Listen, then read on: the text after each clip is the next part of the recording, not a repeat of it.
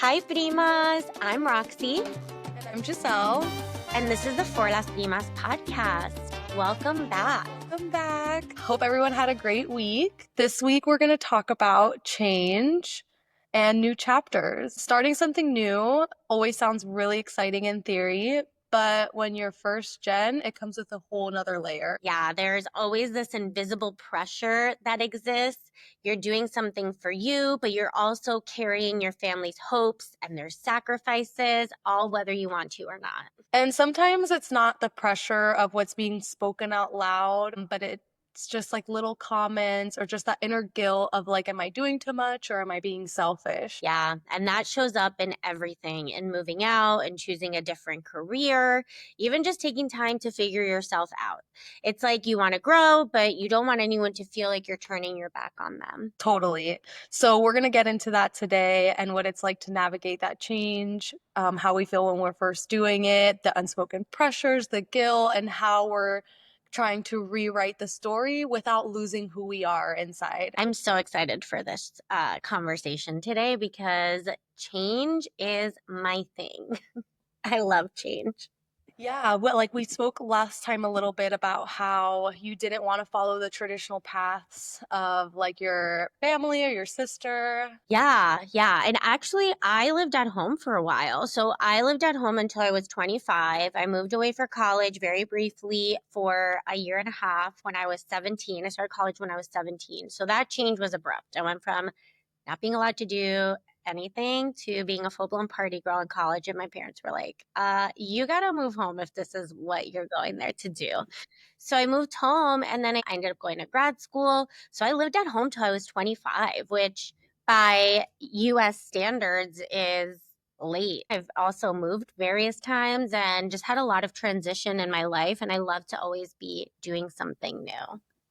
Going on that topic about like the US standard of like moving out when you're 18, it's almost like our family's expectations that you'll stay living in the house and then moving out is like a huge deal. If it wasn't for school being in Tampa, I would have probably also stayed at my parents' house for a while. Yeah. What was that like for you? Because you moved out, you went to college, and you stayed out. You have never moved back home. Yeah, like basically stayed out. I mean, like it was fun for me when I was younger. Yeah, hello, all the freedom that comes with that. Because your parents were pretty strict with you when you were in high school, right?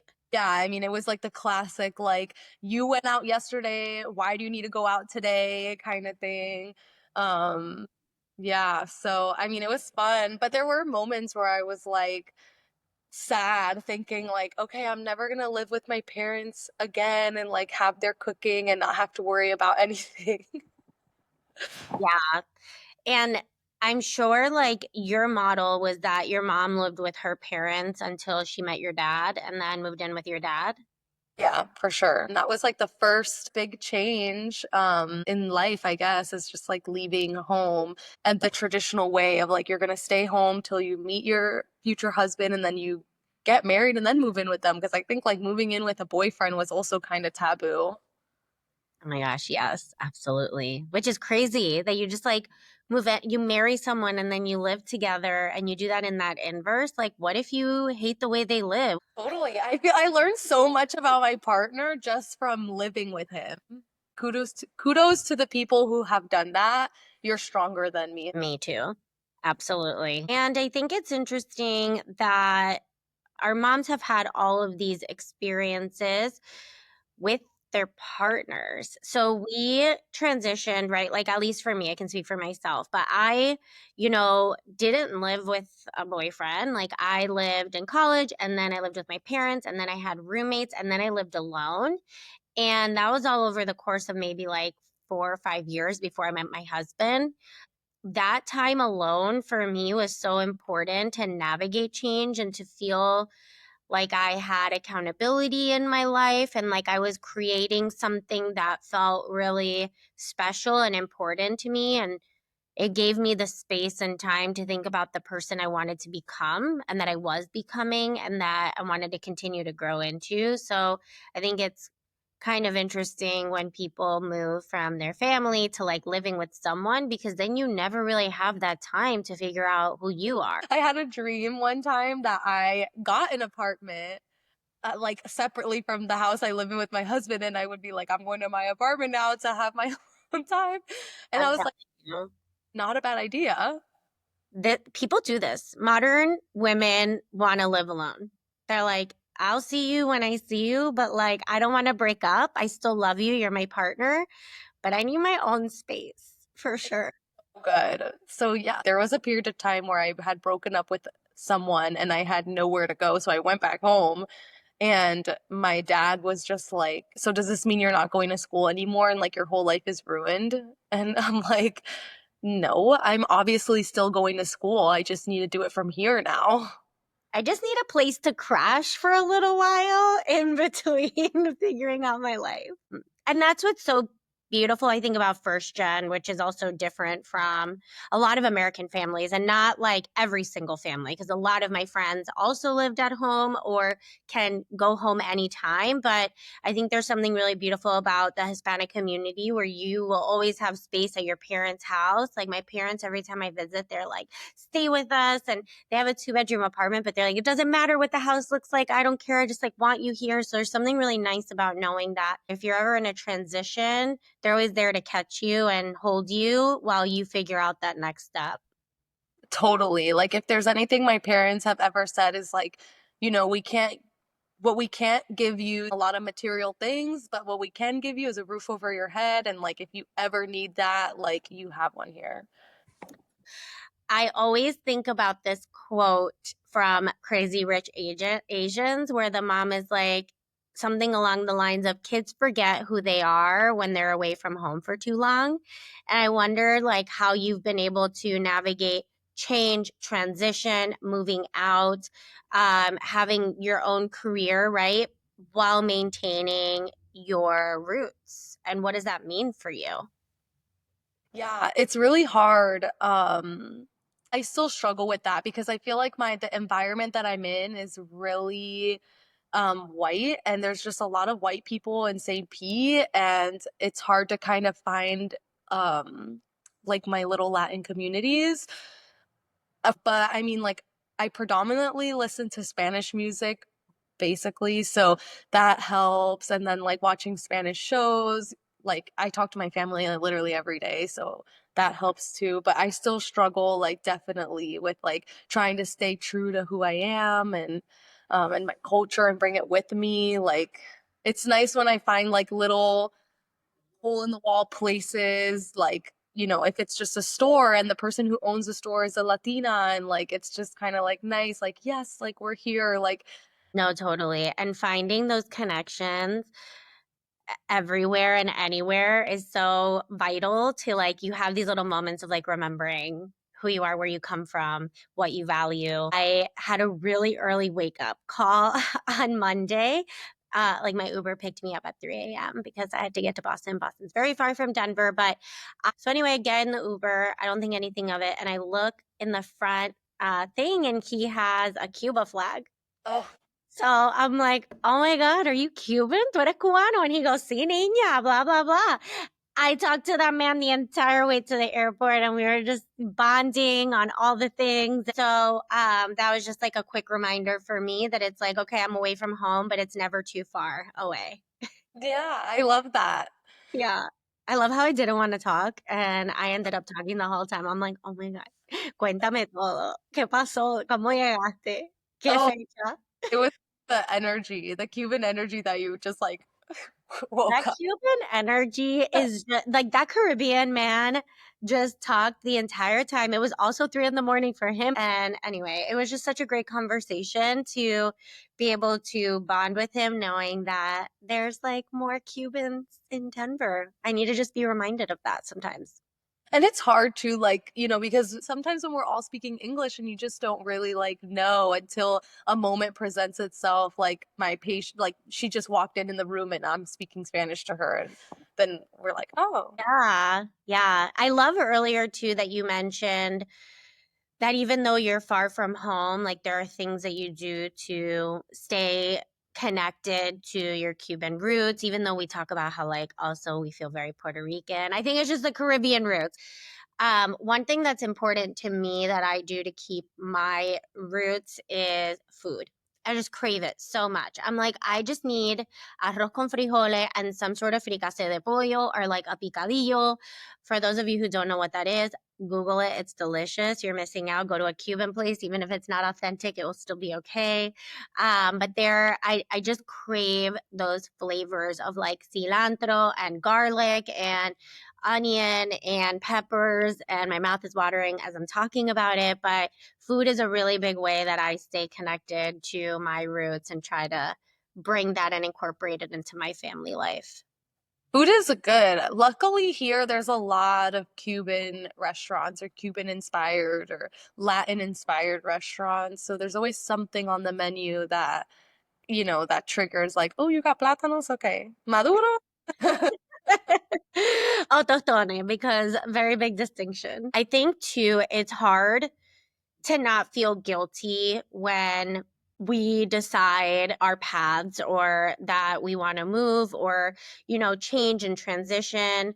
Um, I feel like my parents sacrificed everything so I can come to this country. And then we did move around a lot when I was growing up. My family was like in transit for so many years of my life that also shaped me. And I love to be in transit and I love to have like, I don't like to live in one place for too long. I don't like to, and I don't know if that's like a healthy thing or like if this is a trauma response thing or if it's just like I love new adventures and trying new things. But regardless, I think that resiliency of just being forced to like live in different places, adjust, adapt, I think those are qualities of immigrants and first generation children that is a reality for me that has led to me having, I don't want to say like a transient life because I'm not moving like every week. We have a stable home, but I like to adventure and I like to try new places and new things all the time. And just like really being adaptable to like where you go. Like you're like, I can settle here, I can do this. I feel the same way. I feel like I have that same, like I'm very moldable. I'll shape into whatever environment I'm thrown into. Totally. And it's dangerous, the adaptability sometimes, because I think that's where the mom from Crazy Rich Asians, I think that's what she was getting at. It's like when you adapt, you also lose your essence of who you are. And I feel that now that we have this podcast in this space is such a great reminder that like I know who I am and I am a Latina first generation daughter of immigrants. But for so many years of my life, especially those first years of going to college, I found myself in these circles of people that were not the people that I wanted to be around. Like, I joined a sorority, which was like a white Christian sorority. I'm brown, Catholic. I just found myself in these circles during different parts of my life where it took me a while to be like, oh, this is why this circle doesn't really work for me is because I'm putting like a circle in a square. It doesn't match. So I think while adaptability is great and it's a resilient trait, I think it's important to adapt to the right environments and not environments where you're forcing yourself to fit in. Hmm. Totally, totally. And it's hard as a first gen. Like it's hard to find your people, I feel like. Yeah. Yeah. I got really lucky in college because I was in a good group in college. I felt like I we're still really good friends to this day. And like one of my college friends married me and Ryan. But then it was after that when we all kind of moved away and we all like, and I settled into St. Pete area that I felt like I was sitting with the not my people. There's just that missing connection that sometimes I think is really just like we're from two different cultures and two different backgrounds. Yeah. Yeah. And it's the struggle of not fitting into very white spaces and not feeling like fitting into like immigrant spaces either. It's like this fine line of living in between. I think it's hard to navigate the spaces because I feel so comfortable with my friends who are non-Hispanic, and I also have like a special connection with my friends who are Hispanic. We have a bond and a thing that we can't get in other places, right? So I think it's a fine balance because every friendship and every circle brings something to the table. And there are just circles where I have tried to fit and it just doesn't work. So it's a navigating it is really challenging. Yeah, totally. The only thing that I have really stuck to tradition and has really been like the most guilt I felt as a first generation has been centered around education and like going to school and my career, I guess. And it's a good career like by traditional standards. The non-traditional things that happen in our family are not spoken about out loud. And it's looked at in a shameful way, even though it's not a shameful experience. That's my Like what?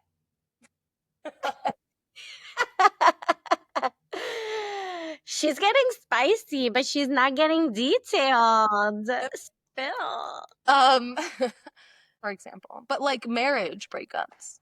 Like if someone in my family were to end a marriage, that would be like crazy. Are there any divorces in your family? No. There's none in mine either, actually. Now that I think about it, like when I think about, yeah, no, there are none.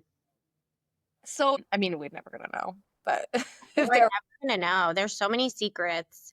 Mhm. They they had to adapt to so many different situations that we'll never even fully understand the whole scope of all of that. I think especially our grandmother's generation. That's why I'm like, is adaptability a strength and like something that's a resilient trait, or is this a trauma response? It's probably, it's both.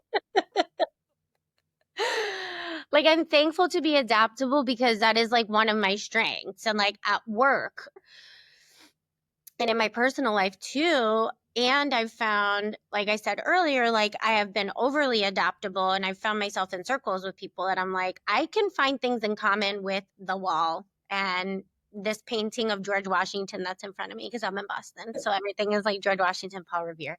But anyway, I just don't know if I should be that adaptable. And that's my takeaway for today.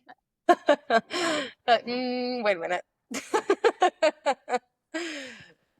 What are other big areas of change in your life that you feel have been challenging because you've been a first gen?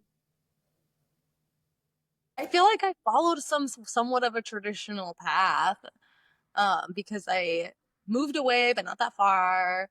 I got married. When I took my travel nurse assignment, that was a huge problem because I was leaving my husband, even though my husband's job, he has left me multiple times at home.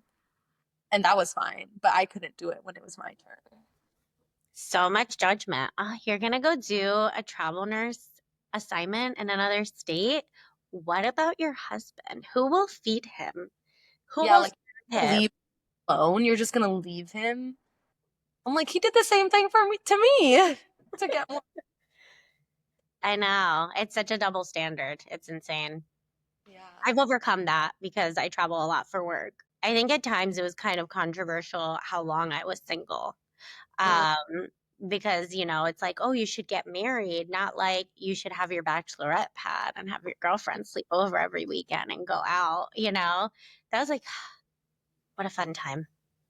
Because they really, our culture puts a lot of emphasis on, like, a lot of our worth based on if you're with a man. Hmm. And it's always like, well, like, why are you single? When are you gonna date someone? Why can't you find anyone? Well, like, maybe I don't want to find anybody. Stay tuned for our episode on the patriarchy. Yeah. But in conclusion, I will say I am proud of our trajectories, and it takes a lot of bravery to choose different paths. And I think for you, like moving out when you went to college and sort of never going back, but like you are so fiercely independent and able to just like do your own thing. And I feel like for me, it's manifested in having different adventures and living different places. It's what sets the first generation apart. Is like we are, because our parents modeled so much bravery, we Mhm. also are a bit like fearless in ways that we don't always give ourselves credit. So do you get over like the guilt that you feel, if you feel any, when you're like starting a new chapter or breaking away from the norm or your parents' expectations of you? It took many, many years of working through that guilt to finally move past it. There is like a guilt about you left your family, right? And um I worked through it. Like I think there was so much guilt when I went away to college, when I went away to San Francisco, that it was like there was a lot of language about like you're leaving your family versus like you're starting your own life. And it took a lot of journaling, rewiring my own brain and unlearning that guilt and feeling proud of creating a path for myself, becoming a woman that I would feel proud for my own children to be. And it was always really important for me to be a career woman and have a strong career. It also was always really important for me to never be stuck in one place. It keeps me learning and growing. So I have done a lot of self work, and it takes a lot of self work to feel really proud about your journey and where you are. And it's not over, it's like only the beginning in a lot of ways. So I feel like I don't carry guilt. I It just looks different than living close Mhm. to, you know. Yeah, most of my first generation guilt comes from like making sure that I have a good career and that like I'm financially stable. I probably did it in a not healthy way, and I used it to just fuel my motivation. Totally. And I think it's hard when, like we said before, like if you don't have a role model or somebody who's done it, it takes a lot more effort and intentionality and time and really self work and self awareness. But once you do that work and you can get to the other side of that and you feel really good about where you are, I think there's like a level of pride that I hope my parents feel for me, in that, to what you just said, like I have a great job, I'm a great wife and partner and mother, and I also prioritize myself and the things that I want to do. And there's no like perfect life or perfect way to do things. There's just the way that works for you. Totally. Change is hard and change is personal, and I feel like it can be really hard for families to let go of their children. Mm. Um, but I can like end by saying, like, my mom has this quote that she tells me all the time, que los hijos son prestados, and that like your kids are borrowed. So they're not yours, they don't belong to you. They're yours for a time in life, and then you let them be free.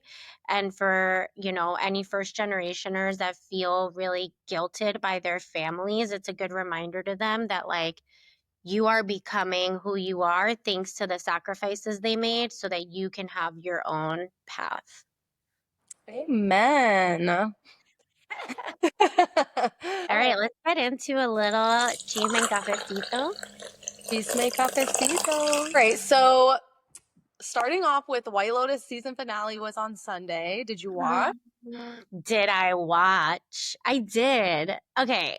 I was talking about this with my coworkers, and it felt a little anticlimactic. A lot of people are hating on it. I'm not hating on it, but it was anticlimactic. It was such a slow burn. And then an hour and a half end episode, like it could have been 45 minutes. It didn't have to be an hour and a half. I feel like I was pleased with it actually. I was like, wrap that up in a bow. Everybody got what they got. And the good guys got the good and the bad guys got the bad. I don't know what else you want. What else do you guys want? I hated how the son didn't die Or because like like poor kid to die. I was like, no. I didn't like want him to die. It just felt really silly that he didn't die and that they never like addressed what they were seeing on their phones. Like, do they find out about the scandal? What happens? Like, I hated how unresolved that felt because that man was about to kill himself, and then we just never know. Okay. So, number one, goodbye with that storyline. Number two, I knew Chelsea was going to die. Oh, Chelsea and Rick, it was over for them. yeah, I was the one thing that was super shocking to me was that the guy was his dad. yeah, The yeah. hotel owner was his dad. I did not know that. Yeah, no, no. I was like, oh shit. Um, what were the other storylines? Guy talk? Oh, you know what was really good? The girls' conversation at the end, the friend groups. That was really good. I also didn't think that's where it was gonna go. Hmm. She's like talking shit about them, and then she's like, "Actually, I love you guys." And I was like, "This is the weirdest." Okay, so I'm glad they had their happy ending. Hmm. Yeah, And I think it highlights how complicated female relationships are. yeah. Um, Wait, Hmm. go back to Guy Talk. Is that his name? What are you talking about? The guy that was the front guard guy. Oh, Guy yeah. Talk. And what's wrong with his storyline? He got a promotion, he got his girl. I know, but also like it was all so he sold himself out. Yeah, yeah. He sold out. He sold out for the girl and the job. I didn't it was fine. This season was fine. Season 2 was untoppable. Season 2 was the best too. The gays, they're trying to kill me. That was the best. Also, I hated that Belinda sold out the same way she got sold out. Yeah, that's what people are saying. Honestly, I'm happy for her. Get your bag, girl, and go home. I know, but like, Egg too. I would have sold out. wow. Giselle on season 4 of White Lotus. If you want to buy it, $5 million.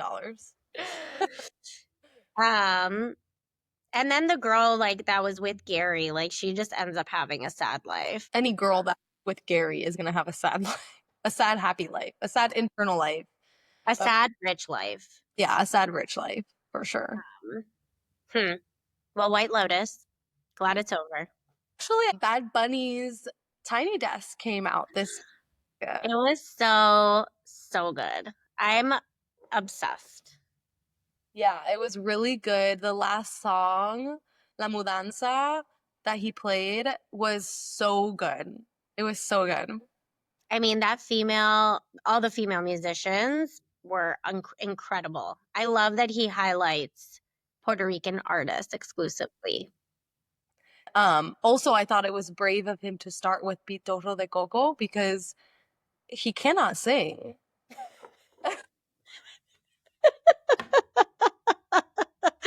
I was so stressed. I was like, oh God.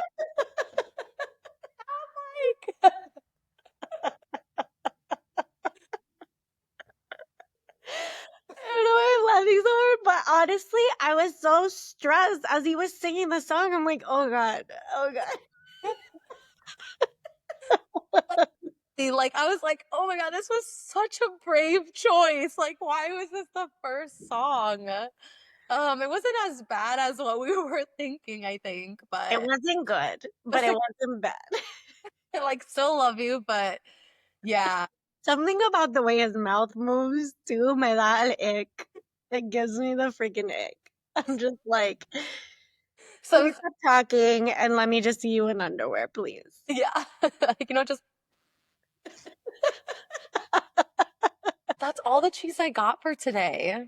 All right. Well, that was good cheese. I loved our conversation about change. I think change is important and it's so personal. And I don't know if any of our primas want to share their stories of change or what has felt tough in navigating first generation guilt. What transitions have felt hard in your life? We shared a little bit about ours, but we'd love to hear from you too. Yes, let us know. Comment on our clips, send us a DM. We always want to interact with you guys. Well, thank you all so much. And we will talk to y'all next time. Gracias, primas. Bye. Bye.